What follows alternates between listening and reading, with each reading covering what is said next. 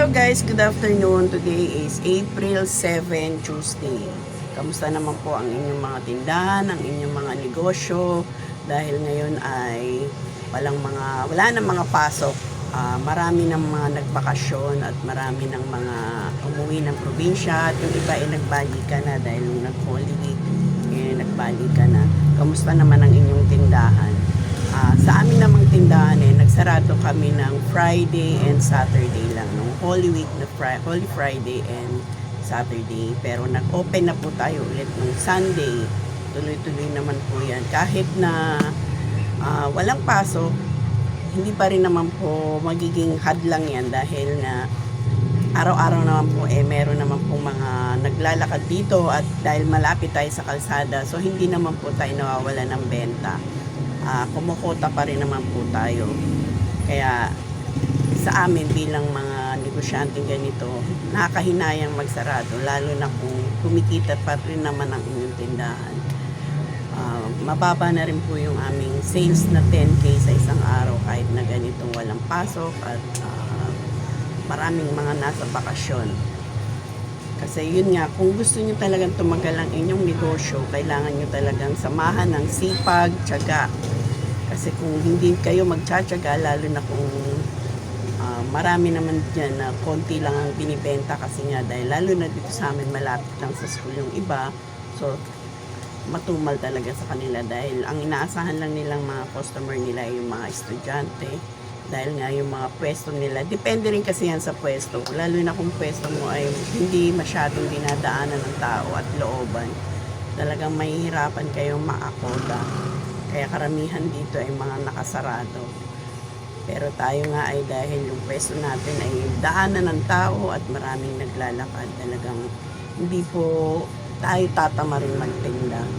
Kaya kung kayo ay maghahanap ng inyong pwesto at gusto nyo magkaroon ng tindahan, ano man niya, kung sari-sari store, grocery, or kung ano man yung mga gusto nyo, kailangan pipiliin nyo po ay yung mga matataong lugar at talagang daanan ng mga tao para talagang maging maganda ang inyong sales sa araw-araw at hindi kayo tamarin.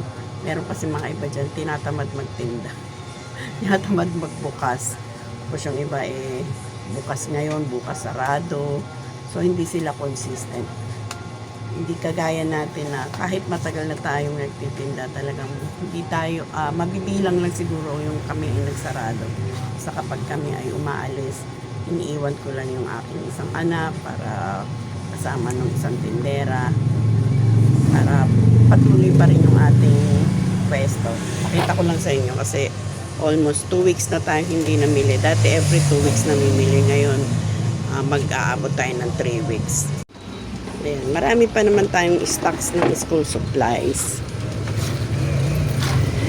Kasi nga diba bakasyon. So, ang mabili na lang ngayon, wala nang pasok, etong mga ballpen, lapis, mabili pa rin yan kasi merong nagsa-summer classes. Mga kinder, ayan, mga play crayons yan, mabili pa rin yan. Etong baraha mabili.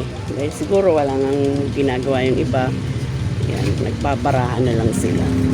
Yan, mga padlock, mabili yan. Hindi ako naubusan ng padlock kasi mabili. Ito, lalo na itong ganitong battery. Yan, malakas ang battery sa amin.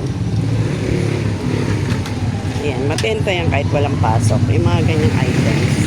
Yan, mga accessories, mga nail polish. Ayan, marami na rin kulang yan. Nung namili ako nung nakaraan lang, 2 weeks ago na, puno yan. Ngayon, yan ang mga bibilhin ko kapag nagdivisoria tayo ulit. Ay, yung mga pang-color. Marami pa din yan. Yung mga accessories natin. Marami nang nabawas dyan. Yan ang mga bibilhin natin. Lalo na itong mga headbands. Yan, maluwag na ang lagayan ko. Itong mga clamps, nung nakaraan pinakita ko yan, hanggang dito yan, mataas. Ngayon, yan na lang. Marami yung nabili dyan. Yan ang mga bibilhin natin. Ang mga laruan, marami na rin nabawas sa laruan natin. Huwag na yung space. Mabili yan pag nakaganyan kasi yung mga bata kapag napapadaan dyan. Hinihila yung mga parents nila para bumili. Yan, yung mga candy natin. Yan ang mga bibilhin natin, mga toy pods, yan, mga slime. Mga laruan mabili rin. Yan, kaya marami nang kulang din sa laruan. Yan ang mga bibili kapag walang pasok. Mga laruan. Yan, papel, mabili pa rin yan.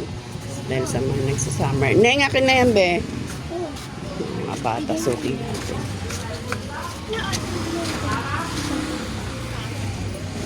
Takbuhan tayo ng mga bata dito.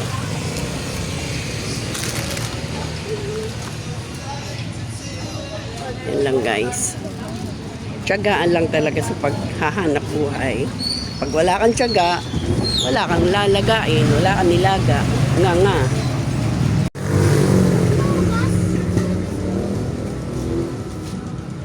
Tulad niyan, gantong oras, tag-init na ngayon, summer. Magandang itinda sa ngayon yung mga halo-halo, mga palamig, yung mga nakaka-refresh kasi sobrang init.